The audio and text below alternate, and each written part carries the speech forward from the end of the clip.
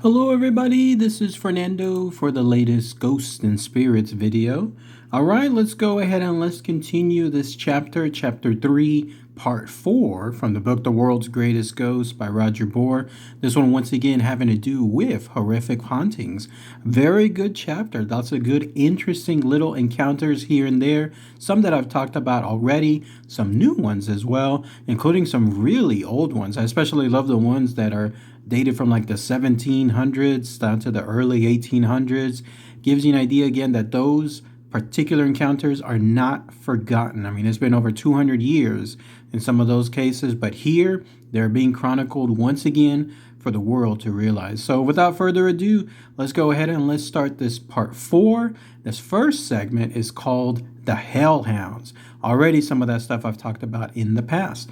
So let's go ahead and let's feature that here, go into the other segments, and then I'll give my thoughts and opinions on things afterward. So here's what it states.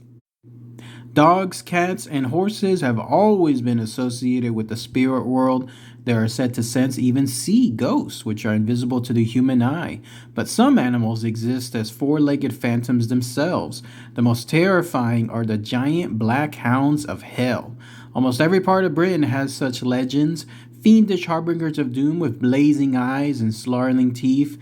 The Yorkshire version, the Padfoot, is said to be as big as a donkey.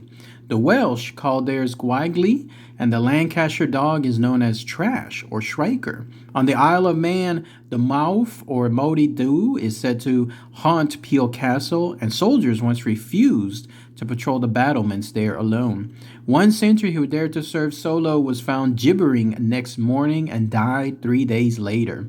The most frequently documented hellhound is Black Shook, whose name is derived from Skukka, the Saxon word for the devil. Hundreds of people claim to have seen him at night in the lonely fenlands of East Anglia, the one eye in the center of his head blazing scarlet or yellow. He has been reported on the coast near Cromer, loping along lanes near the Norfolk roads at Neatishead, and at Wyken Fen near Newmarket. In Suffolk, people living near the heathland of Walberswick and Dunwich call him the Galley Trot, and it was in this area during World War II that he gave an American airman and his wife a night that they would never forget. The couple had rented a flat-topped hut on the edge of Walberswick Marsh while the husband served at a nearby Air Force base. One stormy evening, they were startled by a violent pounding on the door. The airman peeped through a window and saw a huge black beast battering their home. The terrified couple piled what little furniture they had against the door, then cowered as the attacker hurled his body against first one wall, then another, and then leapt onto the roof. The ordeal lasted several hours before the noise faded away. The couple waited anxiously for daylight and at dawn crept outside to inspect the damage. There was no sign of the attack and no paw or claw marks in the soft mud around the hut. The West Country is said to have a pack of wild black dogs whose blood-curdling howls have been heard several times across the vast waste of Dartmoor, but a different phantom beast worried hundreds of people in 5 Devon towns when they woke one winter's morning in February 1855. Clearly visible in the heavy overnight snow were animal footprints 4 inches long and almost 3 inches wide, footprints which, it was later discovered, stretch in a zigzag trail for nearly 100 miles from Totnes to Littleham. Dogs brought in to track the mystery creature through undergrowth at Dawlish backed off, howling dismally. Baffled investigators found that at one stage the trail went into a shed through a 6-inch hole. In another place, the prints indicated that the animal had squeezed through a long, narrow drain pipe. Next night, local people bolted their doors and refused to venture outside. They were convinced the devil himself had walked through Devon. Journalist and ghost collector W.T. Stead told of a letter sent to him in 1902 by an Englishman who went hunting in the South African Transvaal. The man claimed he was riding back to camp when an eerie white horse carrying an unearthly rider emerged from a thicket of trees and pursued him. That night, one of the hunter's guides told him of an early safari when an Englishman shot 7 elephants in the thicket. He returned next morning to collect the ivory tusks and was never seen again. His white horse returned to camp alone, but died 24 hours later. The guide added, "I would not go into that bush for all the ivory in the land." And then there's a mini segment called Petrified Poacher. Poacher Jin Mace never lived to tell the tale of his midnight meeting with a beautiful woman, but his voice is still heard, just one of the unearthly sounds that make Berkel's Hall one of Norfolk's most mysterious stately homes. Mace and another man decided to go shooting partridge in the hall grounds one night early this century after drinking at a local inn. They knew the legends about the place. Screams for mercy, banging doors, and strange footsteps had been heard, and on rare occasions the ballroom shimmered with the glow of spectral dancers. After bagging their birds, the intrepid hunters crept up to the hall in search of ghosts. At first they were disappointed, for the windows of the empty mansion stayed dark. Only the wind disturbed the still of the night. The two men turned for home and then stopped in their tracks. A coach pulled by 4 horses swept silently into sight at the bottom of the drive, heading for the house. Rooted to the ground by fear, the men gazed as it came to a halt in front of the main doors, and a beautiful, bejeweled woman stepped out. She stared straight into Mace's eyes, and he slumped to the ground with a piercing shriek. This sound at least seemed to break the spell which held his friend motionless. He raced to the nearest house to get help, but he could find no one was prepared to go near the hall, at least until daylight. Next morning, the vicar led a posse of villagers to the spot. The body of the poacher lay stiff and cold, his face a mask of terror. And then the next segment is called Good Giselle's Burning Memories. From the moment he saw the old house, Paul Fortier knew it would be an appropriate setting for the good years ahead. That they were going to be good years, he had no doubt. His first novel, Fields of Amaranth, was doing well, and he was at work on a second that promised to be even better. What was more, he had a beautiful young wife and a 5-year-old daughter who was the image of her mother. Denise Fortier also liked the house in Montreal, Canada, but with reservations. After they bought it in 1905, she began to wish that Paul had looked into its history as carefully as he had checked the foundations. From neighbors, she was to learn that the house had been involved in some of Montreal's most blood-chilling crimes.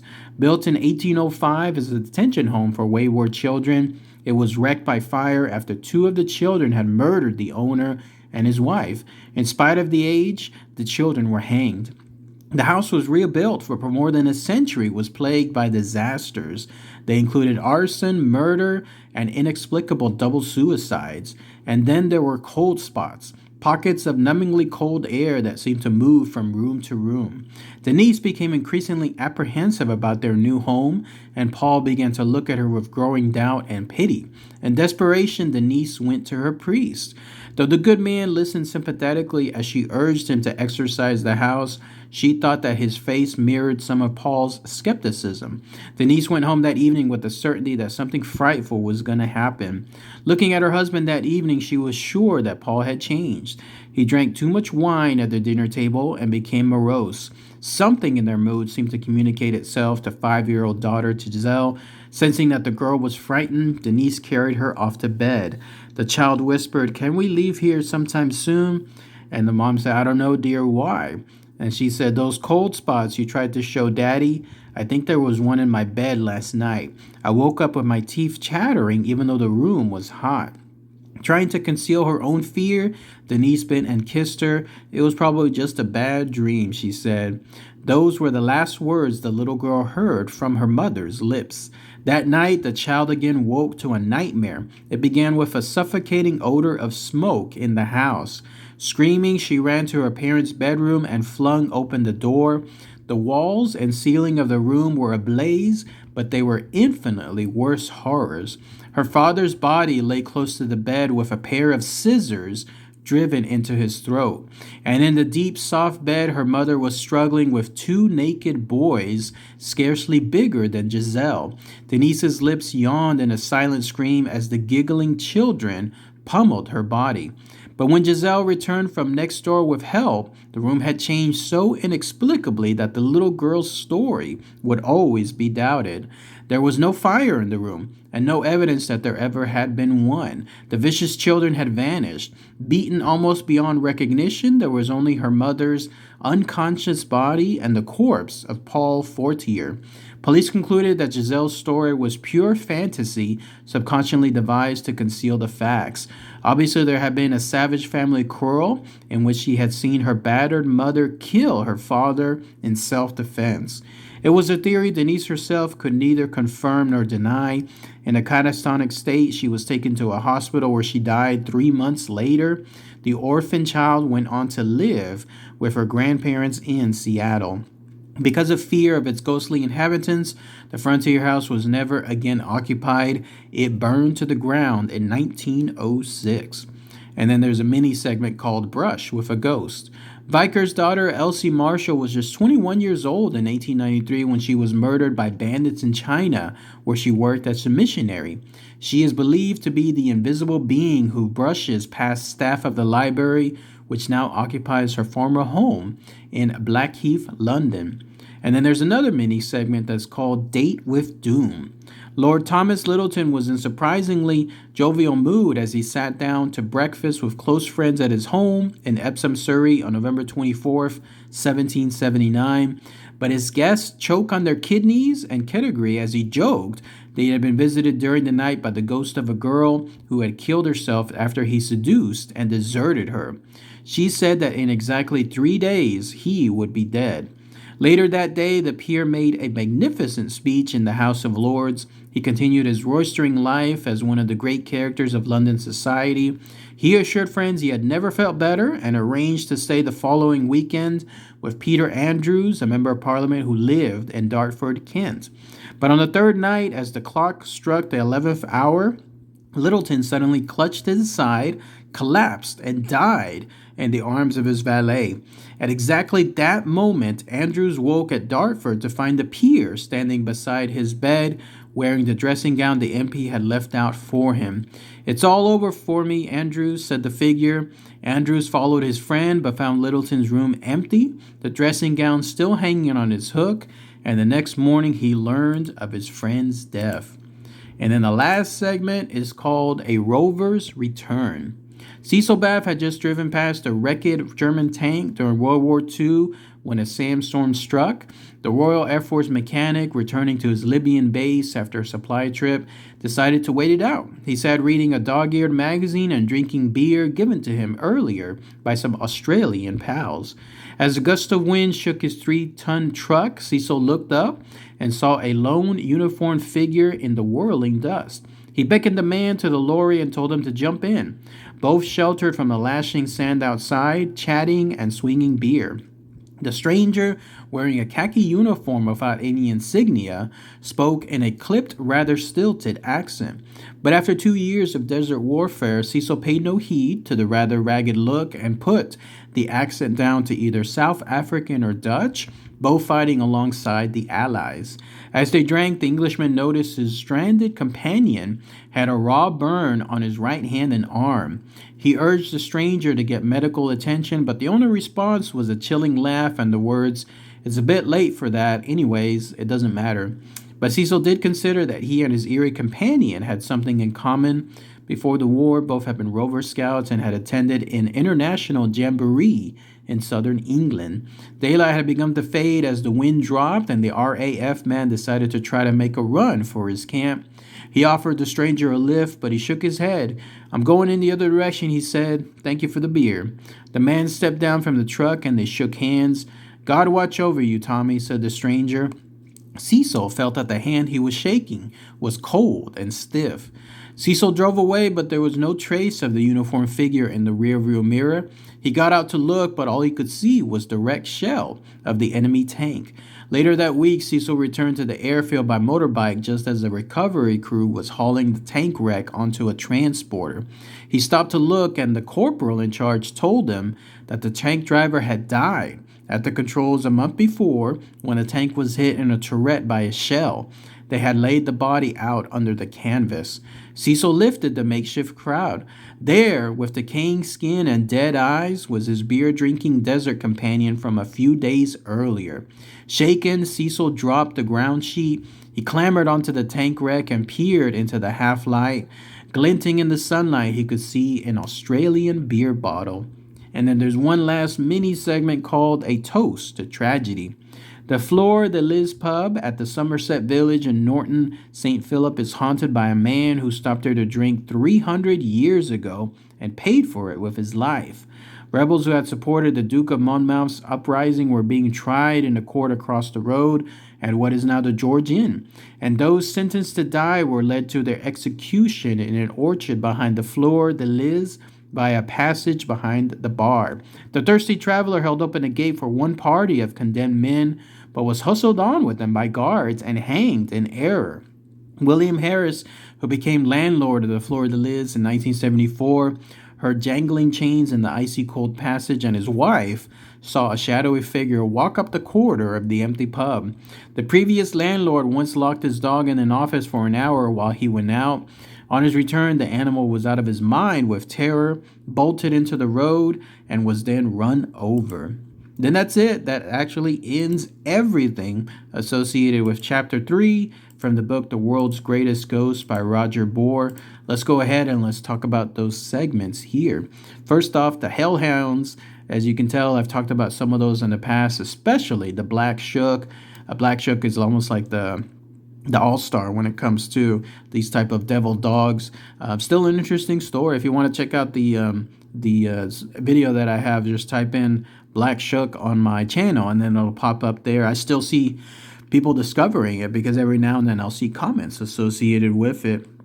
The fact that animals, I truly do believe, have that sixth sense. Like my cat, very rarely, but every now and then, all of a sudden she'll just look suddenly somewhere, but then go back to sleep. It's almost like something is nearby, maybe, but then the cat almost scares it away. I heard that ghosts hate cats because cats can essentially catch them, and the ghosts are trying to surprise people and so on. Ain't happening. Like, cats are that supernatural almost when it comes to their perspective. So ghosts essentially can't creep up on cats, and they hate that stuff. So it's good to have my cat here for it.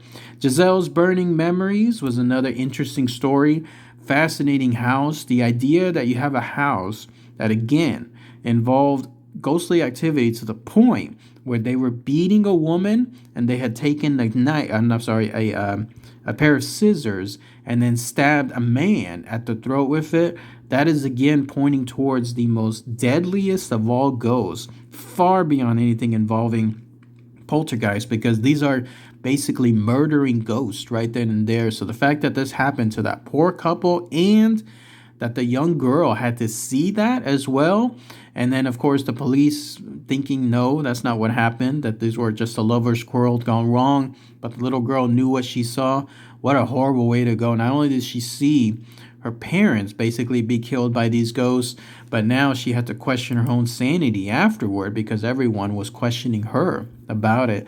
And in the very last segment of Rover's Return, kind of a soft-hearted story. Here you have a situation where this guy in battle, a nameless one it seemed like, was killed, in this case as a tank driver, and then his ghost came back. He was actually having like a conversation with this Cecil Bath, and then Cecil, of course, not realizing that he was talking to a ghost, and then there he was having one last drink and then enjoying some time, probably some companionship for who knows, at least for a ghost it could be eternity, but as the story said, it just happened like a month ago.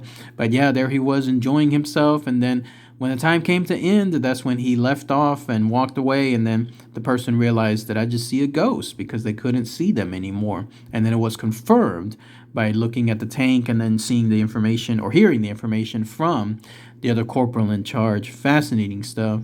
All right, everyone, let me know what your comments are. Next chapter is going to be called Ghost of the Deep. These are apparently going to be ghosts involving seas, so ocean and seas and lakes and so on. Can't wait to start that soon. All right, everyone, thanks again as always. Take care. Bye.